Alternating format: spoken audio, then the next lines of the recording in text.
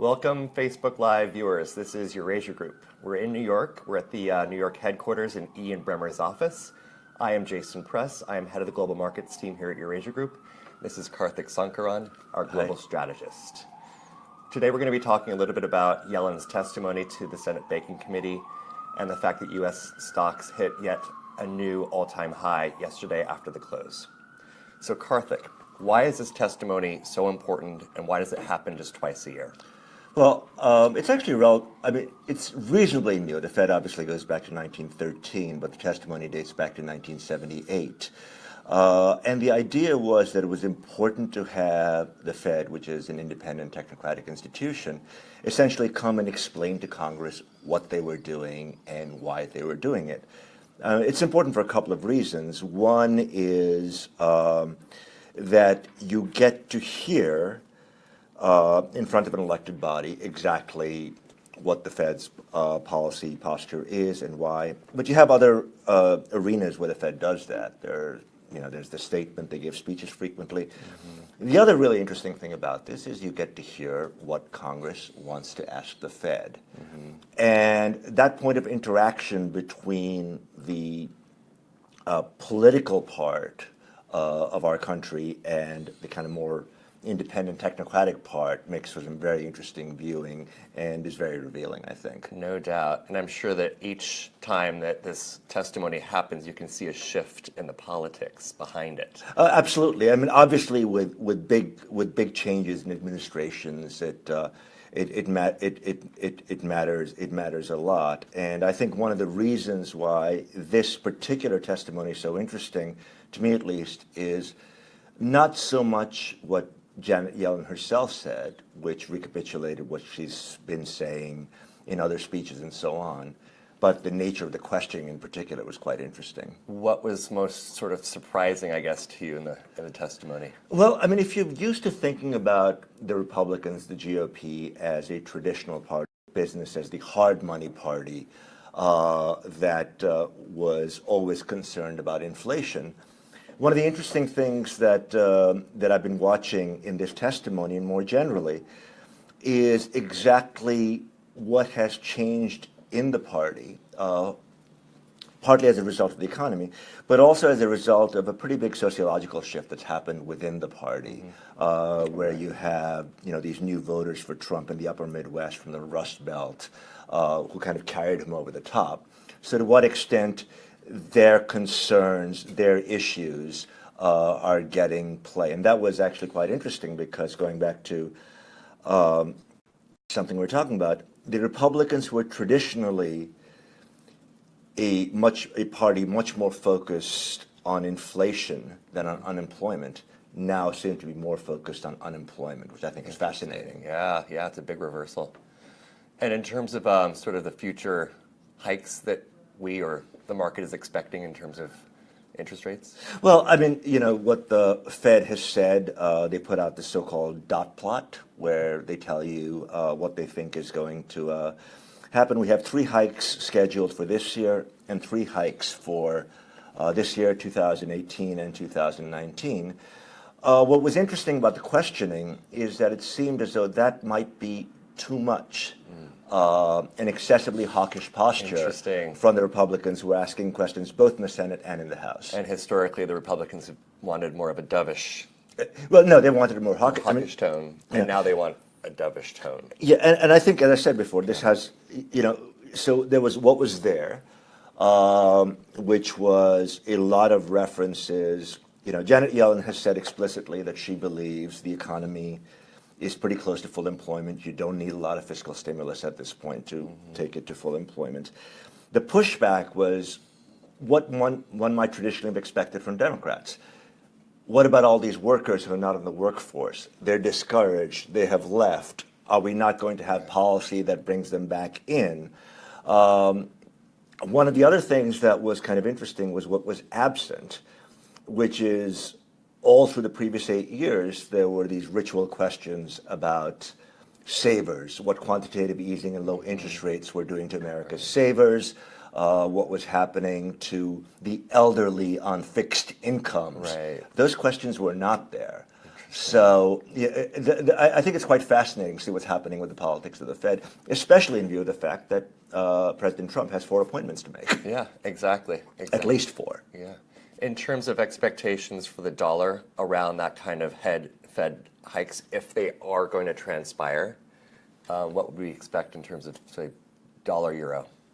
I mean, I think, the expectation is if we do get those 9 hikes, the dollar would get stronger. I think the question is really more on the political side, whether those are likely. Because remember, those 9 hikes over the next 3 years were penciled in by members of this Fed, right? Exactly. You have 3 board members who are going to be, who need to be nominated. You have a decision on whether or not Janet Yellen gets reappointed, or whether someone else is picked. And, my guess is most likely not. The problem is that the traditional Republican bench of central bankers, or central bankers in waiting, is typically much more hawkish than Yellen was. So I don't know how this gets resolved, actually. It's so ironic. Interesting. And in terms of these 3 replacements, potentially 4 replacements, does it potentially draw into question the independence of the central bank and other institutions? Potentially, yes. I mean, as I mentioned before, one of the issues is that the traditional Republican roster has historically been more hawkish. They are believers in a strong dollar. They are more concerned about inflation. Several of those mainline names don't actually fit necessarily the political instincts of this administration. I think something else that's going to be an issue is trade policy in particular. Trade policy and immigration policy, both of which are central, are very big parts of this administration's appeal. Yellen came out and said that she thought restrictions on immigration would lower growth. It's not clear to me that the administration wants to hear that. Right. She dodged questions on trade policy, but it's kind of an article of faith among most central bankers who are trained in orthodoxy that trade barriers increase inflation, thus meaning you need higher interest rates. So there are a lot of these questions that raise the question of who gets appointed. Is it someone who is quite orthodox? In which case you'd have the traditional response, which is to say, you have fiscal expansion, you have higher rates, the dollar would rally. The question is whether Trump is willing to allow that. I think the other issue here is the president's proclivity to resort to Twitter to things that displease him, right? Which may become an issue in the future. Not, it's just something to keep in mind. Right, of course, as always. And let me encourage our viewers to definitely ask any questions of Karthik on this very important topic of monetary policy in the U.S. But in the meantime, maybe I'll ask one more question myself, if that works for you. But in terms of the trade policy, because it is so important, what are the expectations of Eurasia Group in terms of protectionism versus, obviously the TPP is no longer going to be happening, but bilateral relationships? I mean, I think our base case is that the really big things like the border tax eventually will not come to pass because they'll be hard to get past a Congress where you have both importers and consumers of imported goods lobbying strongly against that. What you will have potentially is much more recourse to anti-dumping legislation and things like that, kind of much more targeted, which do not have the same kind of inflationary impact that a full-on border tax would. But were a border tax, in fact, to come about, I think it makes the Fed's job much harder and increases the points of conflict potentially between the Federal Reserve and the administration. Interesting, very interesting. Do you think that, because we haven't gotten a question yet, let me confirm that. Oh, we do? Yeah. Okay. Send them on. Yeah, absolutely. Can't for like a minute. Yeah. Sure. No, but one other question is, if the U.S. is no longer going to take the lead in terms of trying to build an international trade framework, is there going to be another country that would step in, China, let's say? No, that's unlikely. I mean, one of the issues, there's all this talk about China potentially stepping into the breach, but it's important to recognize that China and the U.S.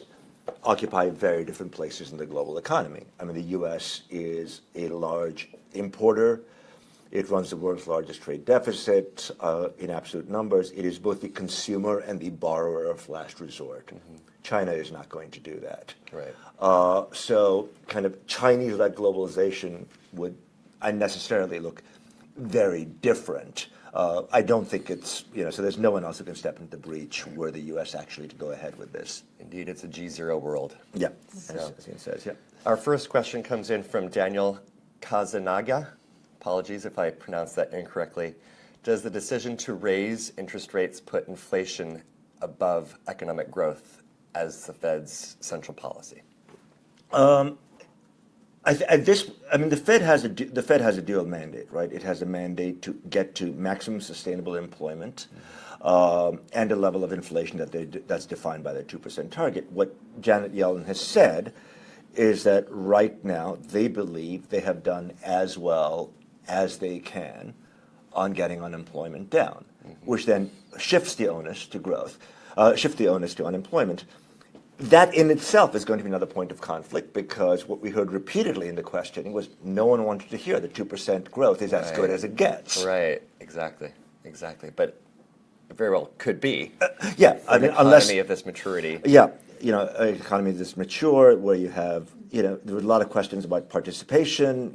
Why do you think participation isn't going to go back up? So a lot of historic questions that might have come from Democrats arguing that the Fed is unfriendly to labor now come up from Republicans. Right, exactly. Here's another question from a viewer, from Roman Andrews Simmons.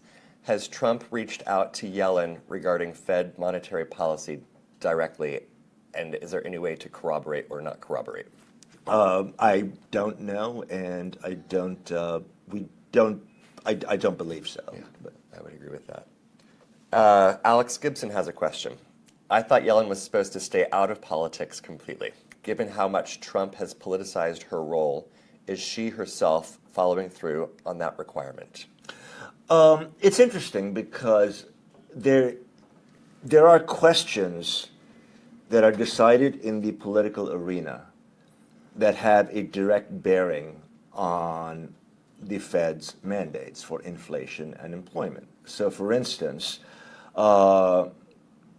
in that sense, she didn't actually volunteer questions on the information on the information issue. But when asked, she said that the economy, one of the things that drives the economy is labor force growth. If you curtail immigration or potentially actually resort to deportation and a reduction of the labor force, it will push growth down, which makes, so I think it's unavoidable in the sense that given what they focus on and what politicians focus on, there will be points of intersection and potentially points of conflict. Deng Du has a question, and you did touch on this earlier, but what's the probability that Ms. Yellen will not be reappointed as chair, and what kind of chair could possibly actually pass the Senate confirmation? That's interesting because, in some ways, I would have thought that Janet Yellen, who has historically been perceived as quite dovish, would have had a better shot at being reappointed because the more traditional Republican candidates may be more inclined to be hawkish. I think some of her comments and the nature of the questioning, particularly on things like financial regulation, on the Fed's cooperation with international regulators, suggests that there's enough of an animus against her that she would not be reappointed, I think, at this point. The question is, who then can you find that delivers a monetary policy that's more congenial, both in terms of interest rates and in terms of, and its spillover onto exchange rates, that's more congenial to this administration and especially to its swing voters, whose representatives we've heard a lot from. And there's some names out there, and I think we may be seeing some. One of the ways in which you can justify the Fed being more dovish than is projected would be if you make the case that we're going to have so much deregulation in the economy that fiscal expansion is going to raise productivity so dramatically that the growth rate goes up, it gets better than 2%, that you have workers coming back to the labor force, in which case the Fed does not need to be as hawkish. So you have an intellectual justification for being more dovish. And we've seen one contender take that route, Kevin Warsh in a Wall Street Journal op-ed last week. Interesting. So I'm very conscious of your time, so maybe we'll just take 2 more questions, although we appreciate all the viewers' questions for sure. Eris Iliopoulos asks, how do the expectations of the adjustment border tax being passed or not play into Yellen's increasing hawkishness? She has stayed away from that. They have the baseline has, and this goes back to, I mean, the 3 hikes were in as of the December dots. I do think that there are 3 things that could increase inflationary pressures in the economy, all of which have been talked about. One is fiscal expansion, the other is a border tax, and the third is immigration, is constraints on immigration. It's not clear to me that they have played a very significant part so far, but we're kind of being put on notice that at least the immigration part and the fiscal expansion part are something that is featuring in their discussions, if not actually filtering into their decisions yet. Right. Interesting. So one last question. This is a doozy. Doug Pancoast asks, are we on the precipice of yet another currency war? I'm not a big fan of the term currency war. The way I've kind of described it in the past is as mutually assured disinflation, where everyone tries to, export disinflation to the rest of the world. I do think that, there are a couple of things here, right, that potentially lead us. And as I said, I'm not crazy about the idea of a currency war, but still, it is the case that everyone does seem to want a currency that is somewhat weaker than it would otherwise be. And the big shift here in terms of this president is a much more overt expression of a preference for a dollar that's not quite so strong. Well, Karthik, thank you very much for your sage words. And viewers, thank you very much for your time.